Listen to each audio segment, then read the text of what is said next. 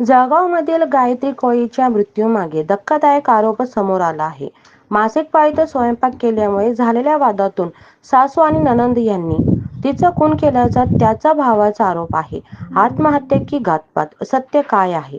नेमकं काय घडलं पाहण्याआधी घटनेची सत्यता चॅनलला सबस्क्राईब करायला विसरू नका, जेणेकरून अशा महत्त्वाचे अपडेट्स तुम्हाला मिळत राहतील. चला जाणून घेऊया. जळगाव जिल्ह्यातील खिनोद गावात 26 वर्षीय गायत्री ज्ञानेश्वर कोळी या विवाहितेचा मृतदेह राहत्या घरात गळफास घातलेल्या अवस्थेत आढळून आला. गुरुवारी 1 मे ही घटना घडली.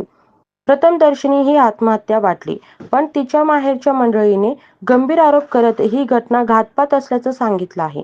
गायत्रीचा भाऊ सागर कोळी यांनी दिलेल्या माहितीनुसार गायत्री मासिक पाळीत असताना तिने स्वयंपाक केला होता. हे सासू आणि नणंदला न पटल्याने त्यांच्यात किरकोळ वाद झाला, पण हा वाद इतका वाढला की तिच्यावर मारहाण झाली आणि तिने वडिलांनाही फोन करून याची माहिती दिली. दुर्दैवाने वडील त्यावेळी बाहेरगावी होते.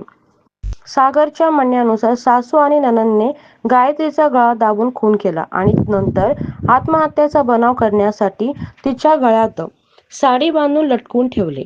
या घटनेनंतर गायत्रीचा पती, सासू आणि नणंद तिघेही घराबाहेर पळून गेले. गायत्रीला तातडीने जिल्हा रुग्णालयात नेण्यात आले, पण डॉक्टरांनी तिचा मृत्यू झाल्याचे जाहीर केले.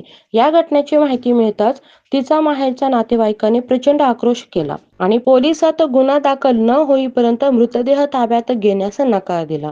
गायत्री मागे तिचा पती आणि 2 चिमुकली मुलं, ध्रुव 5 वर्षे आणि नियती 7 वर्षे असे कुटुंब सोडून गेली आहे. ही आत्महत्या होती का घातपात? मुलांपासून आईचं छत्र हिरावणारे खरंच तिचे सासरेचे लोक होते का?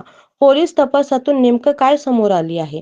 तुमचं मत काय आहे? कमेंटद्वारे नक्की कळवा.